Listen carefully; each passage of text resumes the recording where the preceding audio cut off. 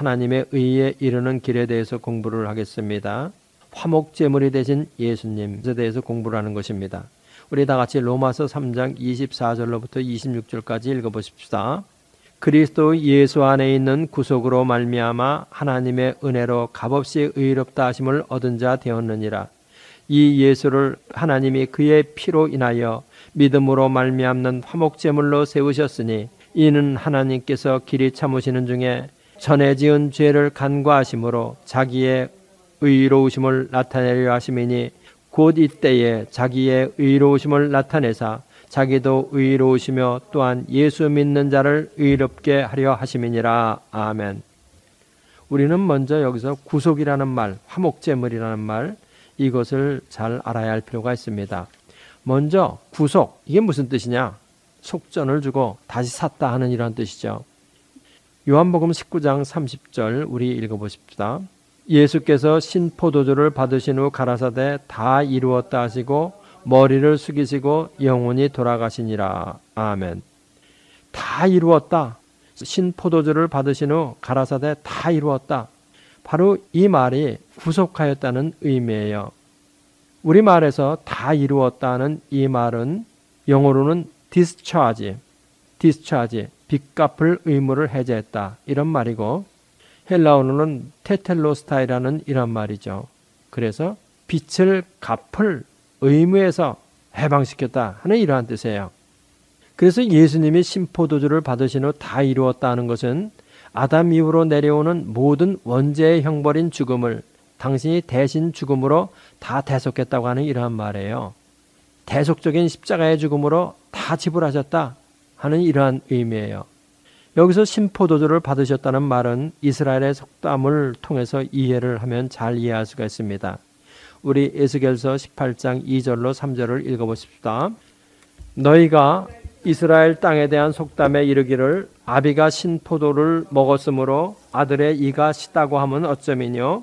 나 주 여호와가 말하노라. 내가 나의 삶을 두고 맹세하노니 너희가 이스라엘 가운데서 다시는 이 속담을 쓰지 못하게 되리라. 조상이 신포도를 입에 물으니 자손의 이가 시다. 이 말이 무슨 뜻 같아요? 그리고 예수님이 신포도주를 받으신 후 가라사대 다 이루었다 이렇게 말씀하셨잖아요. 이 말이 뭔 뜻이냐 말이죠. 맞아요. 전가. 조상이 지은 죄가 후손에게까지 상속되어 내려가는 것을 말하는 거예요. 아담 이후로 내려오는 모든 원죄의 형벌인 죽음을 당신이 대신 죽음으로 다 대속했다고 하는 이러한 말이에요. 우리가 여기서 개념을 분명히 하고 가야 할 말이 있습니다. 그것은 값을 주고 다시 샀다 하는 이거예요. 값을 주고 다시 샀다. 속전을 주고 다시 샀다. 랜섬을 주었다. 이거에 대해서 우리가 개념을 분명하게 하고 가야 돼요. 사탄 속전설이라는 것이 있어요. 사탄 속전설. 그건 뭐냐면은 속죄론의 발생기의 이론이에요. 아주 그러니까 옛날 초창기에는 이 속죄론을 어떻게 사람들이 설명하려고 시도를 했느냐. 속죄론의 발생기의 이론.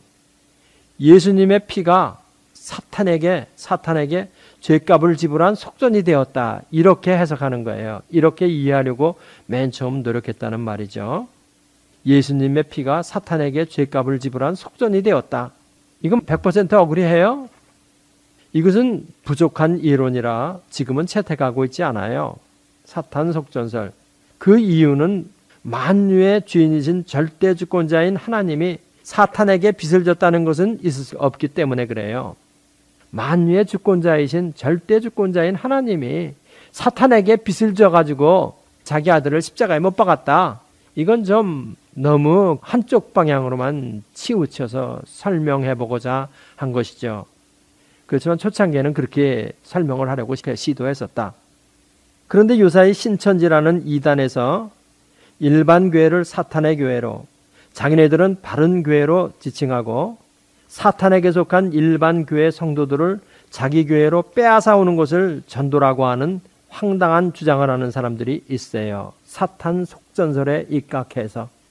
그렇지만 현대에서 사탄 속전설 같은 것은 채택하고 있지 않습니다. 현대에는 대속적 만족설이 정설이에요. 대속적 만족설. 그것은 무슨 의미냐? 예수님의 피가 공의의 실현을 요구하시는 하나님의 의에 대한 요구를 만족시켜 드렸다 하는 이러한 의미예요.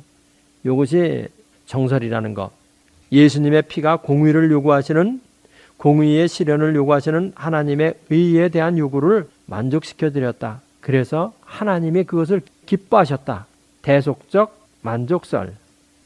그래서 로마서 3장 24절에서 그리스도 예수 안에 있는 구속이라는 말은 그리스도의 희생이 공의를 요구하시는 하나님의 요구를 만족시켜 드렸다 하는 이러한 의미에서 구속을 이해해야 하는 거예요.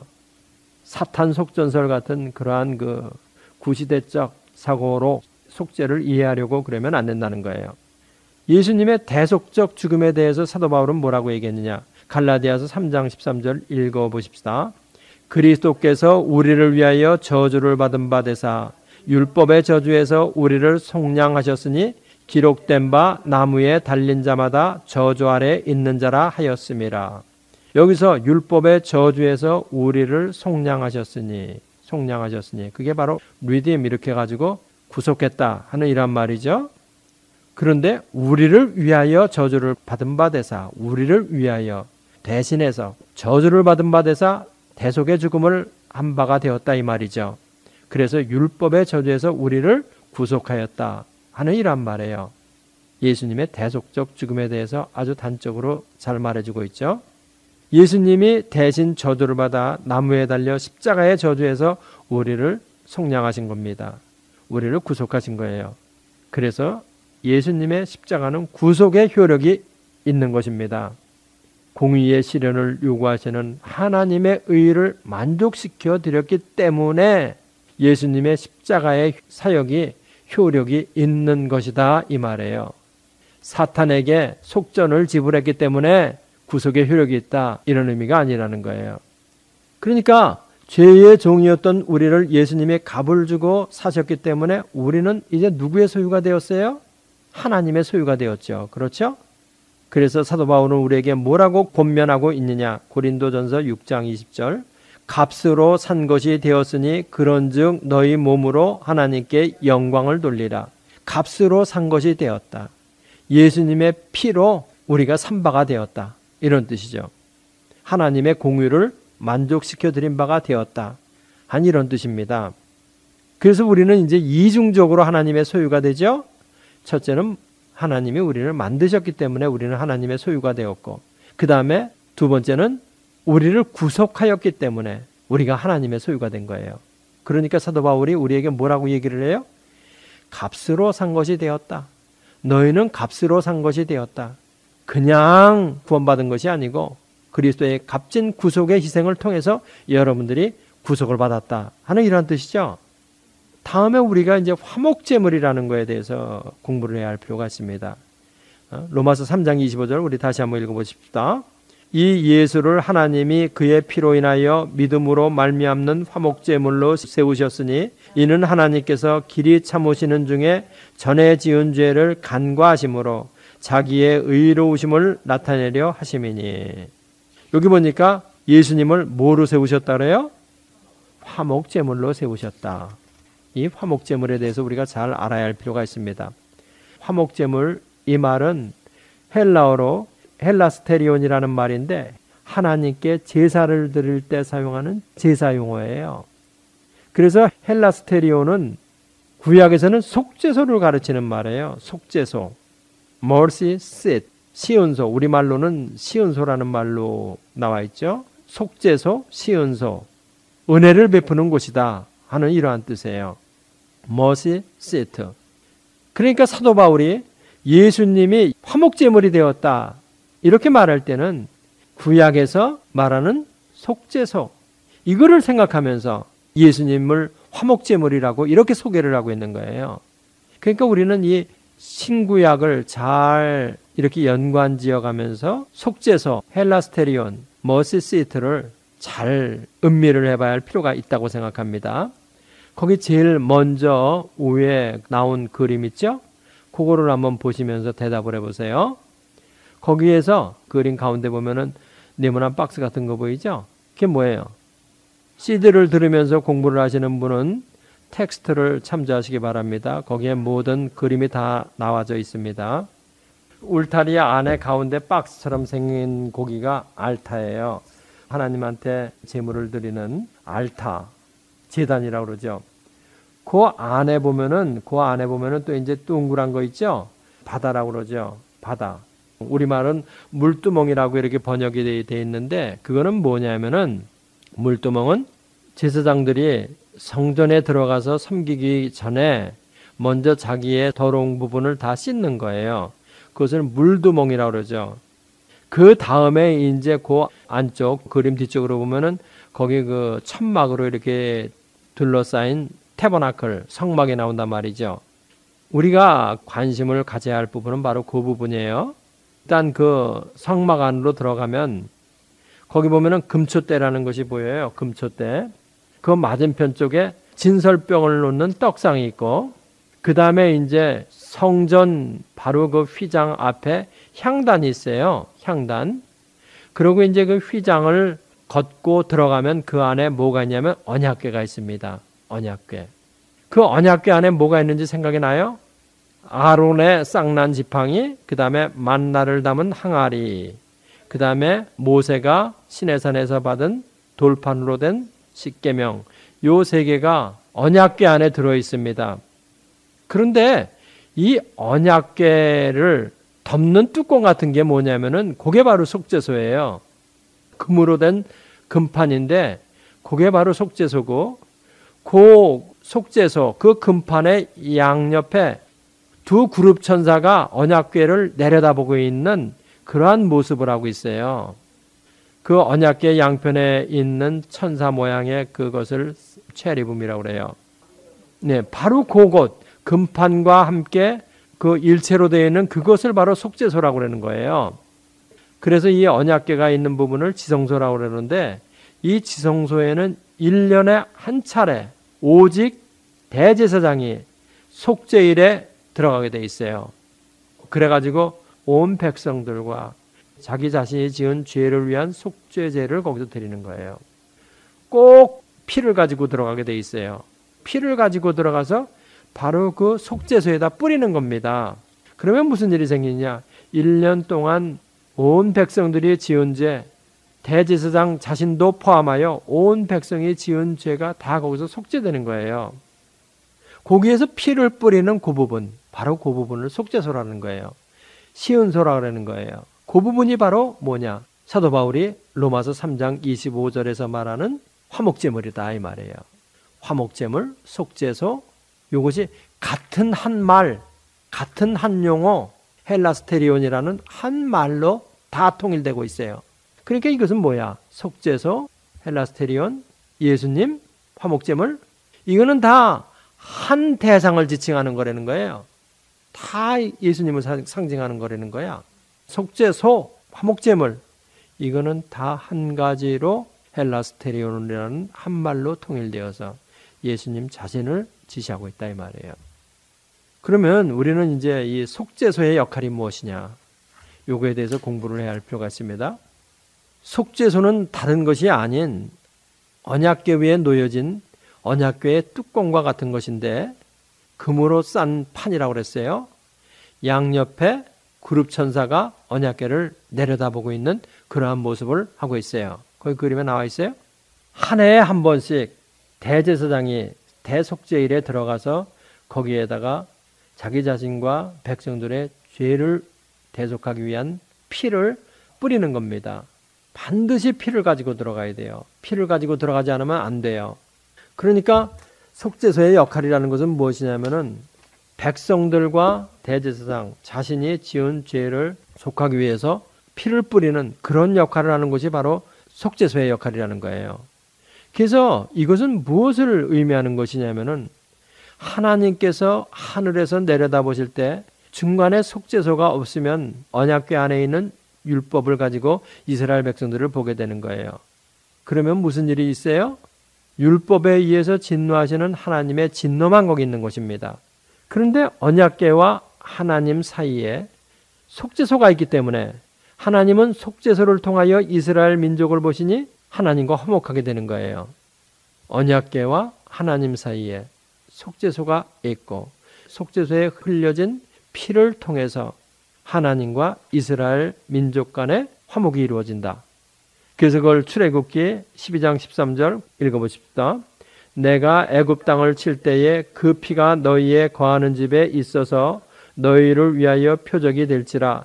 내가 피를 볼 때에 너희를 넘어가리니 재앙이 너희에게 내려 멸하지 아니하리라. 어린 양의 피가 문설주에 칠해져 있는 것을 보면 하나님의 진노가 거기를 넘어가리라. 속죄 피가 속죄소에 뿌려진 것을 볼 때에 내가 진노를 내리지 않고 넘어가리라. 이거죠. 신약시대 때는 예수님의 피를 볼 때에 재앙이 너희에게 내리지 아니하고 내가 그것을 넘어가리라. 이 같은 것입니다. 이 화목제를 번역할 때 쓰인 말 헬라스테리온이 바로 속죄소에서 사용되었고 로마서 3장 25절에서 예수님이 화목제물이 되셨다고 할 때 사용되었어요. 속죄소, 화목제물은 동일한 대상, 예수 그리스도를 가리키는 말이다. 예수 그리스도는 속죄소이고 그의 피는 하나님과 화목케 하기 위해 뿌려진 화목제물의 피다. 속죄하기 위한 피다. 하나님께서 하늘에서 내려보실 때 중간에 화목제물이신 예수님이 없었다면 언약궤 안에 있는 율법만을 가지고 우리를 보시게 될 것입니다. 그러면 율법에 의해서 진노하시는 하나님의 진노만 거기 있게 돼요. 그런데 은혜롭게도 언약궤와 하나님 사이에 화목제물인 예수님을 통하여 하나님은 우리들을 보시니 하나님과 우리가 화목해 되는 거예요. 모든 하나님의 은혜는 어디를 통해서 내려오는 거예요? 구약시대 때는 속죄소를 통해서 내려오고 신약시대 때는 예수님을 통해서 내려오는 겁니다. 모든 하나님의 은혜는 속죄소를 통해서 예수님을 통해서 우리에게 내려오는 거예요. 그래서 속죄소를 시은소라고 부르는 거예요. 시은소, 은혜를 베푸는 장소다. 베풀 시자, 그래서 은혜를 베푸는 장소다. 영어로는 mercy seat. 그리고 이 속죄소는 신약의 예수님이다. 우리 로마서 3장 25절 다시 한번 읽어보십시다. 이 예수를 하나님이 그의 피로 인하여 믿음으로 말미암는 화목제물로 세우셨으니 이는 하나님께서 길이 참으시는 중에 전에 지은 죄를 간과하심으로 자기의 의로우심을 나타내려 하심이니 율법에 의해서 판단하면 우리도 이스라엘 사람도 마찬가지로 하나님의 진노 아래 있습니다. 그런데 하나님과 우리 사이에 하나님과 우리의 화목제물이 되신 예수님이 계신 것입니다. 예수님의 피를 통하여 우리를 볼 때 우리의 죄가 다 용서된 거예요.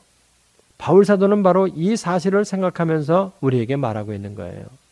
다음에 우리는 화목제물의 효력에 대해서 공부를 해야 할 필요가 있습니다. 예수님의 십자가의 피로 인하여 우리에 대한 하나님의 진노가 제거되었어요.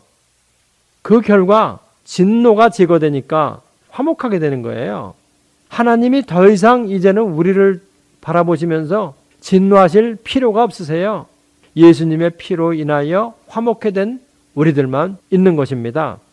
사도 바울은 골로새서 1장 22절로 23절에서 이 사실을 어떻게 말했냐면은 우리 읽어보십시다. 골로새서 1장 22절 23절 이제는 그의 육체의 죽음으로 말미암아 화목해 하사 너희를 거룩하고 흠없고 책망할 것이 없는 자로 그 앞에 세우고자 하셨으니 만일 너희가 믿음에 거하고 터 위에 굳게 서서 너희 들은 바 복음의 소망에서 흔들리지 아니하면 그리하리라. 그의 육체의 죽음으로 말미암아 무엇이 왔다 그랬어요? 화목이 왔다 그랬죠? 그러니까 예수 그리스도의 피로 말미암아 예수 그리스도의 죽음으로 말미암아 하나님과 우리가 화목해 되었다. 그러니까 사도 바울이 우리가 예수님을 믿는 믿음에 굳게 서서 흔들리지 아니하면 다시는 하나님과의 불화로 인한 원수관계에 떨어지지 않는다. 이것을 사도 바울이 우리에게 강하게 설명해 주고 있는 거예요. 예수님을 믿는 믿음에 굳게 서 있으면 믿음의 터 위에 굳게 서 있으면 너희는 절대로 하나님과 불화하지 않는다. 그래서 예수님의 십자가는 하나님과 화목케 하는 효력이 있는 거예요. 그게 바로 화목제물의 효력이라는 거예요. 예수님의 피의 효력이다. 사도 바울은 구약 때부터 내려오는 속죄소, 그 위에 뿌려진 속죄양의 피, 예수님의 십자가를 생각하면서 로마서 3장 25절을 기록하고 있다고 저는 믿어요. 그러면 골로새서 1장 22절을 읽어보면 이제는 그의 육체의 죽음으로 말미암아 하나님과 화목해 되었으니 그 다음에 너희는 어떡하라고 사도 바울이 요구하는 거예요. 거룩하고 흠없고 책망할 것이 없는 자로 그 앞에 세우고자 하였으니, 이것은 무슨 말이냐? 거룩하고 흠없고 책망할 것이 없는 그러한 삶을 살아라, 이겁니다. 하나님과 화목해 된 자는 거룩한 삶을 살라고 명하는 거라는 거죠. 하나님과 화목해 된 자는 거룩한 삶을 살아야 한다. 골로새서 1장 22절 우리 다시 한번 읽어보십시다. 이제는 그의 육체의 죽음으로 말미암아 화목해 하사 너희를 거룩하고 흠없고 책망할 것이 없는 자로 그 앞에 세우고자 하셨으니. 왜 하나님과 화목되도록 하셨느냐? 우리가 하나님의 자녀로서 거룩하고 흠없고 책망할 것이 없는 자로 하나님 앞에 세우고자 화목해 하셨다는 겁니다. 다시 말하면 하나님과 화목된 자는 거룩하고 흠없고 책망할 것이 없는 삶을 그리스도 안에서 살아라, 이 말이랑 똑같은 말이죠. 사도 베드로는 이 말을 신의 성품에 참여하도록 하시기 위해 그렇게 하신 것이다, 이렇게 말해요. 베드로후서 1장 4절 읽어보십시다. 이로써 그 보배롭고 지극히 큰 약속을 우리에게 주사 이 약속으로 말미암아 너희로 정욕을 인하여 세상에서 썩어질 것을 피하여 신의 성품에 참여하는 자가 되게 하려 하셨으니. 베드로 사도가 뭐라고 얘기해요? 신의 성품에 참여하는 자가 되게 하려고 하셨다. 그래서 예수 그리스도께서 너희를 위한 화목제물이 되었다. 우리가 신의 성품으로 충만하면 우리 안에 하나님의 나라가 이루어지는 겁니다. 신의 성품이 우리의 전인격을 다스리니까 하나님의 나라를 우리에게 선물로 준다는 거죠. 하나님의 나라가 우리 안에서 이루어지면 하나님은 우리의 피난처가 되시고 우리의 피할 요새와 바위가 되시는 겁니다.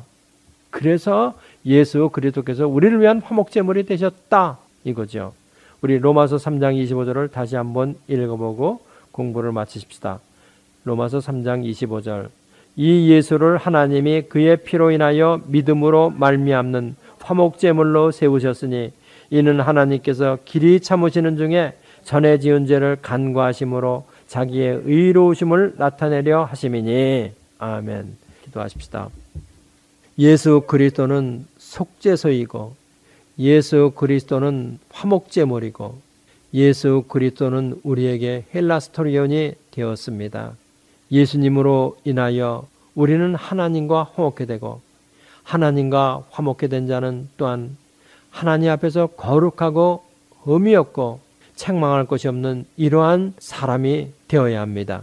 하나님과 화목된 자로서 우리가 거룩한 삶을 매일매일 삶으로 말미암아 다른 모든 사람에게 그리스도를 증거하는 본이 되게 하시고 우리로 하여금 하나님의 나라가 온 천하에 증거될 수 있도록 축복하여 주시기를 바라고 원합니다.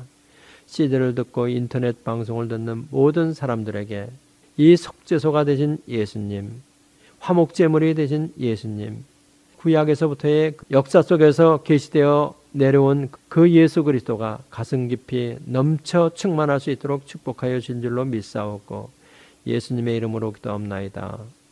이 성경 공부를 하신 분은 곧바로 라이크 버튼을 눌러주세요. 여러분의 수고가 하나님 나라 확장에 큰 도움이 됩니다.